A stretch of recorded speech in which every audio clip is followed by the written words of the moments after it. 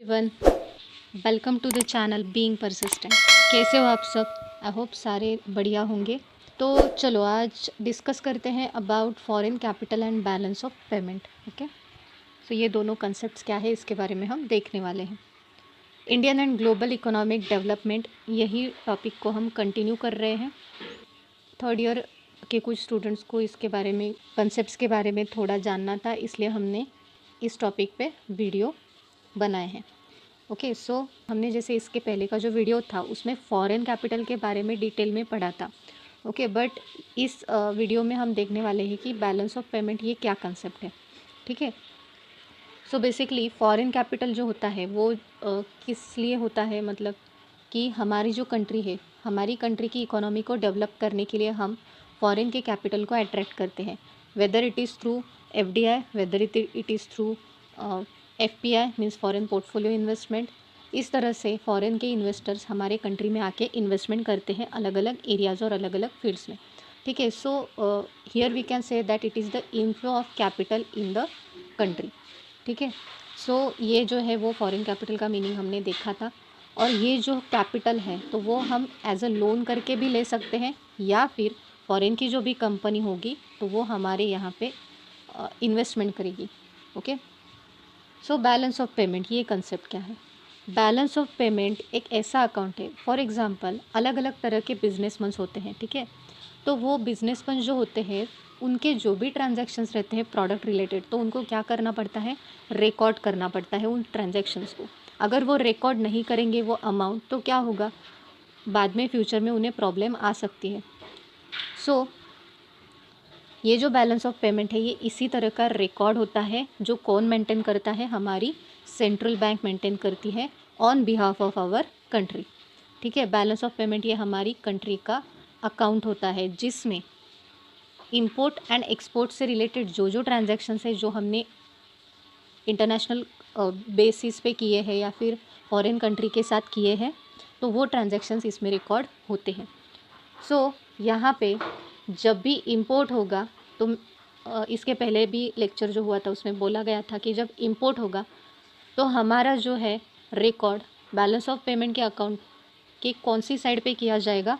Import होगा तो वो ऑब्वियसली पेमेंट साइड पे किया जाएगा, क्योंकि we are going to pay the amount of that particular product to the foreign country. उसके बाद जो एक्सपोर्ट है वो कौन से साइड पे रिकॉर्ड किया जाएगा? Receipt side. ओके, सो ये रिसिट साइड पे रिकॉर्ड किया जाएगा because we are receiving the particular amount of our product by exporting the goods. इस तरह से सो अभी देखते हैं डिटेल में कि बैलेंस ऑफ पेमेंट होता क्या है। सो बैलेंस ऑफ पेमेंट मतलब 1 ईयर के पीरियड के दरमियान, मतलब 1 ईयर के पीरियड के थ्रू जो भी ट्रांजैक्शंस किए हैं कंट्री ने, whether it is import transactions, whether they are export transactions. Okay, so ये जो है वो रिकॉर्ड किए जाते हैं इसमें। इट इंडिकेट सरप्लस और डेफिसिट ऑफ द फंड्स, मतलब कि हमें एक्सपोर्ट और इंपोर्ट के थ्रू सरप्लस प्रॉफिट हुआ है, मतलब हमने जो भी एक्सपोर्ट किया है तो उससे हमें सरप्लस हुआ है, प्रॉफिट हुआ है, या लॉस हुआ है यानी डेफिसिट हुआ है, ये हमें इससे पता चलता है। क्योंकि जब भी, मतलब हमने जैसे प्रॉफिट एंड लॉस अकाउंट जब हम क्रिएट करते हैं तो अगर प्रॉफिट कब होगा? जब हमारा, मतलब जो भी हमारी रिसिट्स है वो पेमेंट से ज़्यादा होंगी। सेम केस यहाँ पे भी है कि हमें प्रॉफिट कब होगा या फिर सरप्लस कब होगा? जब हमारी रिसिट्स है वो पेमेंट से ज़्यादा होगी, यानी कि हमारा जो एक्सपोर्ट है वो इंपोर्ट से ज़्यादा होगा तब। सो इट हैज़ डेबिट, मतलब इन शॉर्ट में सरप्लस का जो फॉर्मूला है वो क्या है कि एक्सपोर्ट माइनस इंपोर्ट, यानी कि क्या? एक्सपोर्ट जो है वो क्या होगा? इंपोर्ट से ज़्यादा होगा। Got it? It has debit entry and also has corresponding credit entry. Debit side पे हम क्या रिकॉर्ड करेंगे? रिसिट्स।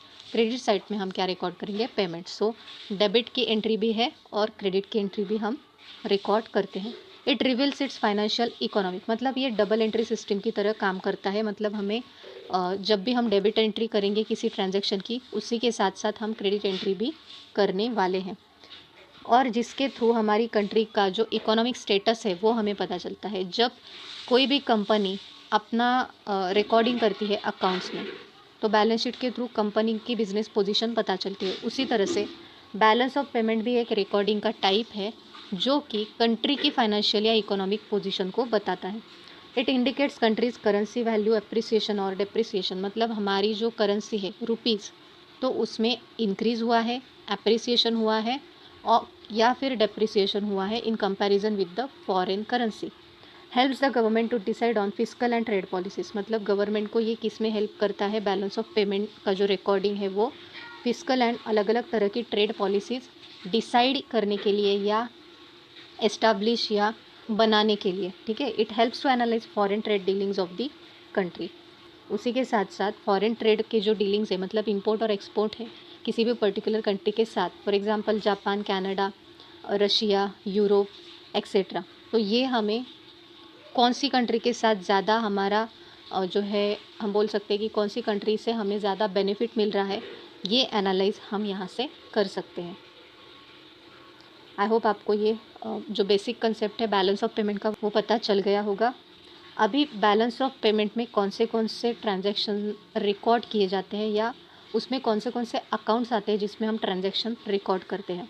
तो सबसे पहला तो है करंट अकाउंट, उसके बाद है capital account and then financial account. So current account जो है उसमें भी रिसिट्स एंड पेमेंट्स साइड रहती है, बट करंट अकाउंट जो है वो कौन से प्रकार के प्रोडक्ट्स को रिकॉर्ड करता है, जैसे कि रॉ मटेरियल है, मैन्युफैक्चर्ड गुड्स मतलब फिनिश प्रोडक्ट है, engineering, tourism, transportation, business services, stocks, royalties from patents and copyright. इस तरह के जो ट्रांजैक्शंस है वो किस में होते हैं, करंट अकाउंट में। The categories of trade and transverse can be visible और इनविजिबल ट्रेडिंग। विजिबल मतलब कि जो हमें दिखाई देते हैं, इनविजिबल मतलब कि जैसे कॉपीराइट है, पेटेंट्स है, तो ये इनविजिबल प्रोडक्ट्स हैं। एंड यूनिलैटरल ट्रांसफर जैसे कि हमें कभी कभी गिफ्ट्स मिलते हैं, ठीक है, सब्सिडीज़ होती है, तो ये जो है वो यूनिलैटरल ट्रांसफ़र है। और अदर पेमेंट्स, तो करंट अकाउंट में ये 3 तरह से कैटेगरीज की गई है। कैपिटल अकाउंट में क्या आएगा, कैपिटल ट्रांजैक्शंस इंक्लूड परचेस, मतलब इसमें बेसिकली असेट से रिलेटेड जो भी ट्रांजैक्शंस होंगे वो आएंगे। मतलब हमने अगर कोई पर्टिकुलर असेट, मशीनरी, लैंड जो भी होगा, तो वो हमने अगर परचेस किया या सेल किया वो इसमें आएगा। Land properties and flow of taxes. Okay, elements क्या क्या है, लोन एंड बोरोइंग्स इसमें आएगा, मतलब हमने अगर किसी से लोन लिया हो या किसी को लोन दिया हो वो आएगा। बहुत जगह पे हम इन्वेस्टमेंट्स करते हैं, चाहे शेयर्स में हो, लैंड में हो, अलग अलग प्रॉपर्टीज़ में हो, वो इसमें रिकॉर्ड करेंगे। And foreign exchange reserves. Okay, अभी balance of payment and balance of trade, ये दो जो कंसेप्ट है ये अलग अलग है, तो इसमें बेसिकली एग्जैक्टली क्या डिफरेंस है ये तो हम जानने वाले ही है। उससे पहले बैलेंस ऑफ ट्रेड क्या है कि ये जो कॉन्सेप्ट है, तो it is the difference between the value of countries export and value of countries import. Particular year में, सपोज एक ईयर है 2020 टू 2021, इस ईयर के ड्यूरिंग में जो भी एक्सपोर्ट हुआ है कंट्री से दूसरी कंट्री को और जो भी इंपोर्ट हुआ है दूसरी कंट्री से हमारी कंट्री में, तो इन दोनों के बीच का जो भी डिफरेंस है वो किस में आता है, बैलेंस ऑफ ट्रेड में आता है। ओके, सो यहाँ से आपको क्लियरली पता चलेगा कि एग्जैक्टली इसमें डिफरेंस क्या है। बैलेंस ऑफ ट्रेड जो है, it is a financial statement that captures the Nations import and export of commodity with rest of the world. मतलब पूरे एंटायर वर्ल्ड में जितना भी एक्सपोर्ट हुआ है या इंपोर्ट हुआ है उसमें से जो भी बैलेंस, उसमें से जो भी डिफरेंस है, तो वो इसमें आता है बैलेंस ऑफ ट्रेड में। ठीक है, ट्रेड यानी कि क्या, हम दूसरी कंट्री के साथ क्या कर रहे हैं, ट्रेड यानी व्यापार कर रहे हैं। It deals with the net profit और loss that country incurs from the import and export of goods.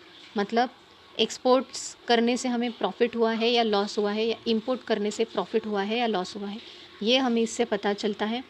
मतलब आप ये कंसिडर करके चलो कि ये बेसिकली किससे रिलेटेड है, export and import related. Okay, transactions related to goods are included in the, मतलब जो भी ट्रांजैक्शंस सिर्फ और सिर्फ गुड्स से रिलेटेड होते हैं तो वो बैलेंस ऑफ ट्रेड में आते हैं, चाहे वो स्पाइसेस हो, ठीक है, फुटवेयर हो, इलेक्ट्रॉनिक प्रोडक्ट्स हो, देन ऑटोमोबाइल्स मतलब कार्स हो, बाइसिकल्स हो, तो ये सारे जो गुड्स है वो बैलेंस ऑफ ट्रेड में कंसिडर किए जाते हैं। The net effect of BOT can be either positive, negative और ज़ीरो। जो भी नेट इफेक्ट आता है इस अकाउंट का, तो वो आइदर पॉजिटिव होता है मतलब सरप्लस, या तो निगेटिव होता है यानी कि लॉस, या फिर ज़ीरो होता है, मतलब दोनों इक्वल। ओके, उसके बाद है बैलेंस ऑफ पेमेंट। अभी बैलेंस ऑफ पेमेंट हमने देखा था कि ये जो है वो क्या करता है, कौन से ट्रांजैक्शंस रिकॉर्ड करता है, सारे के सारे। यहाँ पे सिर्फ क्या रिकॉर्ड हुआ है, डिफरेंस। Okay, difference. और बैलेंस ऑफ पेमेंट में क्या रिकॉर्ड हुआ है, all transactions. Okay, by the nation with the rest of the world.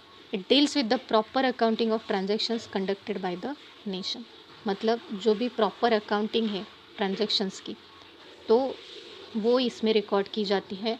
Transactions related to transfers, goods, मतलब इसमें ट्रांसफ़र्स मतलब क्या, कि जैसे पेंशन गवर्नमेंट के थ्रू चला जाता है रिटायर्ड एम्प्लॉयज़ को, वो हो गया। फिर गिफ्ट्स हो गए, तो ये ट्रांसफ़र्स। उसके बाद गुड्स होते हैं, जैसे यहाँ पे हमने बैलेंस ऑफ ट्रेड में देखा था। And services, banking service, insurance service etcetera. So ये इस सारे प्रकार के ट्रांजैक्शंस इसमें रिकॉर्ड किए जाते हैं। और जो नेट इफ़ेक्ट होता है वो कैसा होता है, ऑलवेज ज़ीरो। मतलब ये ऑलवेज कैसा होना चाहिए, मैच होना चाहिए। Okay, debit amount and credit amount. तो इस तरह से हमने जो है balance of trade and balance of payment का जो भी कंसेप्ट थे वो क्लियर कर लिए हैं। आई होप आपको आज का जो वीडियो था वो अच्छा लगा होगा। एंड अगर अच्छा लगा हो तो ज़रूर अपने दोस्तों के साथ शेयर कीजिए, लाइक कीजिए और सब्सक्राइब कीजिए, जिससे आपको आने वाले हर एक ऐसे वीडियो की नोटिफिकेशन मिलती रहेगी। And thank you so much for watching. Stay safe, stay healthy.